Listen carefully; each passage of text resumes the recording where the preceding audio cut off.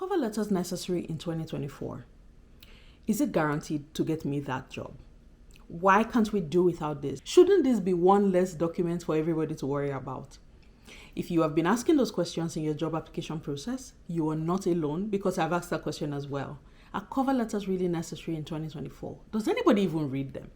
Today, I'm going to be answering those questions. Hey y'all, welcome to my channel. My name is Marina and I'm a recruiter. And today I'm going to be answering the question about cover letters.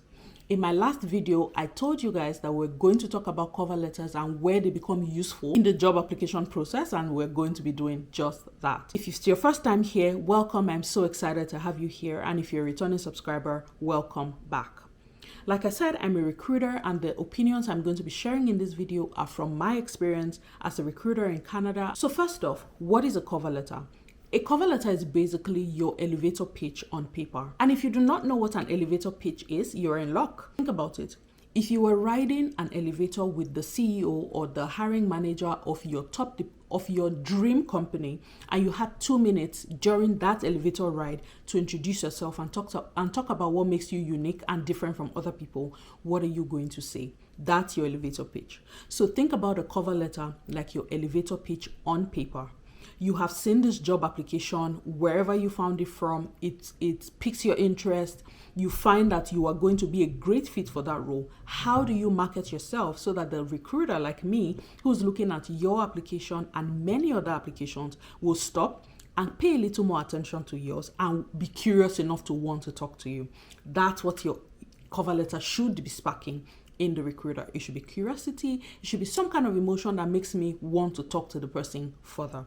Okay, a cover letter is a letter like the name implies, so it follows the format of basic letter writing. You want to keep that in mind. What a cover letter is not is a repetition of your resume. A cover letter should complement your resume, not repeat it, not repeat verbatim information that's already captured in your resume. So how do you know what parts of your resume you should be emphasizing in a cover letter? The trick: 2 words, 3 words. The job description. The job description is the common denominator in every job application you submit. In how you create your resume, the same thing applies to how you create the cover letter. What exactly is the job description asking for that you have unique selling points in? If the job description is asking for specific skills that you have specific results in, that you have proficiency in, that you want to call attention to, the cover letter is how you do that. Is a cover letter absolutely necessary? When do I need a cover letter and when should I skip it? I'll give you the classic HR response, which is yes and no, it depends. Number one, you absolutely need a cover letter if the job application process requires one. If the person who posted the job has made a cover letter a mandatory requirement for that job application, then you don't have much of an option but to submit one. You also need a cover letter when there are questions in your resume that you think the recruiter might have that your resume doesn't fully answer. So for instance, if you're doing like a career switch, if you have education in one area and you have work experience in a different area and you feel like there's additional context needed, then you need a cover letter.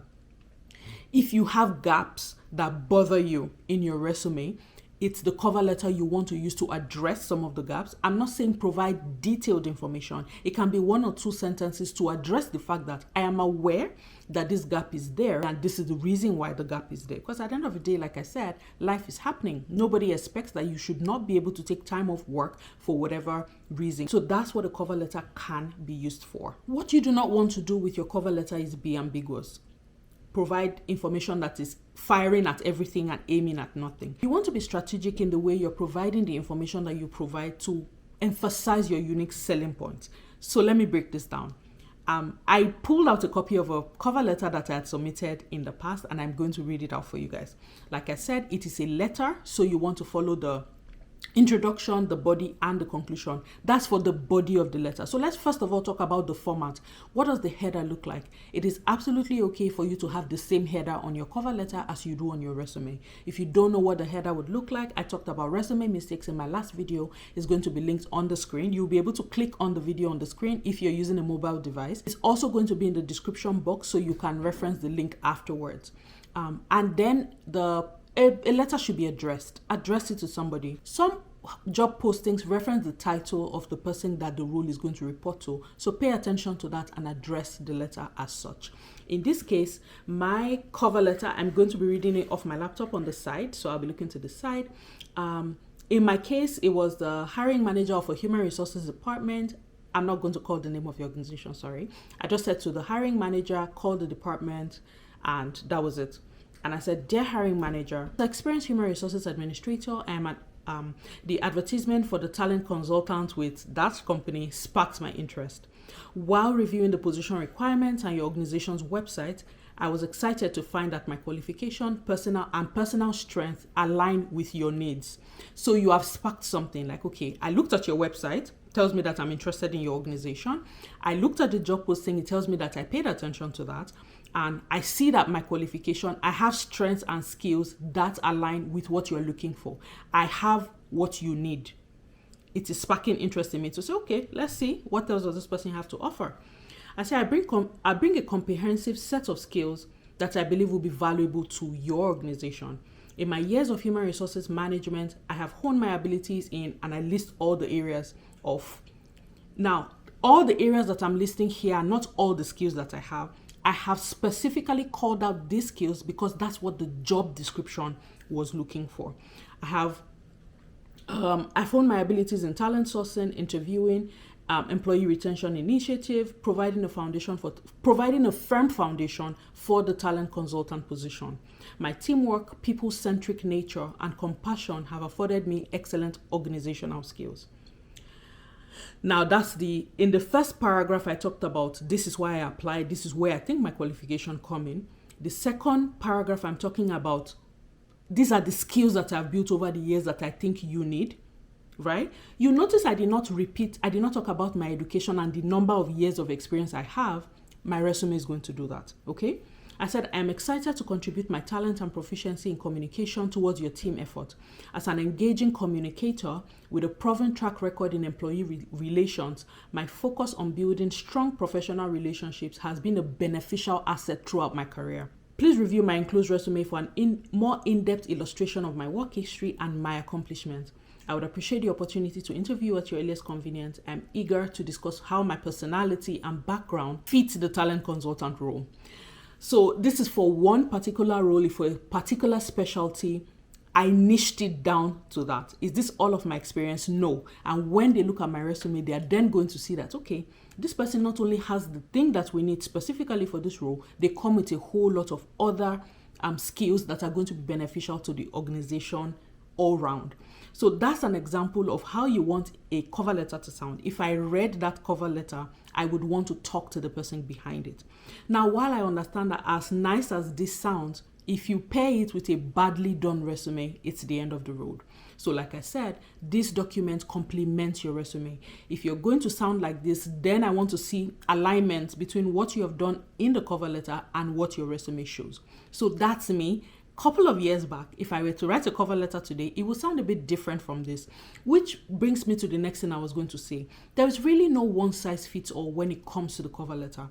The level that you are applying at, the role that you're applying for. If I were applying for something entry level, my cover letter might not sound like that because I would not have all of these skills and competencies that I have developed over the years. I could do this because I had years of experience, so I had something to reference. So if you're applying for an entry level position, it will sound different from this. If you're applying for a more senior position, it is definitely going to sound different from this. Let me read another cover letter that I have received, and I thought it was a great way that this person explained their experiences. I know this person and I have their permission to read this, and I'm just going to read it.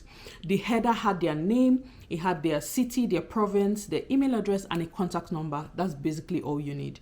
And it says the hiring manager. So this one is a more senior position. It was not addressed to any specific person, and my guess is that maybe the job description did not provide that information. So it says the hiring manager. I'm writing to apply for the position of program manager, institutional initiatives. With a strong background in product management and leadership experience in large organizations,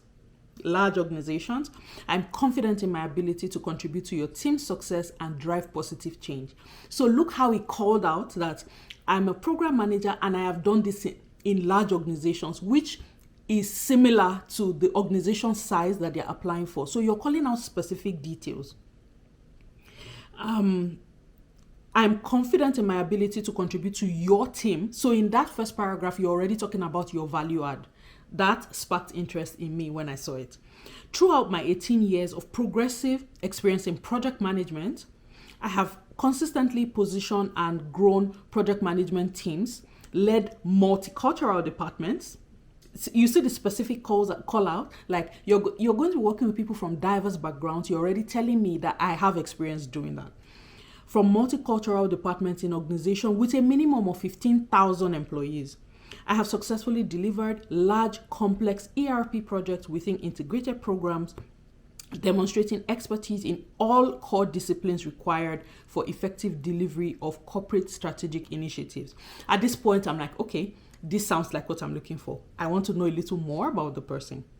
My track record includes collaboration, and then they list different departments that they have worked with and different relevant business units to provide valuable project management data and insights that influence change, process improvement, and decision-making strategies.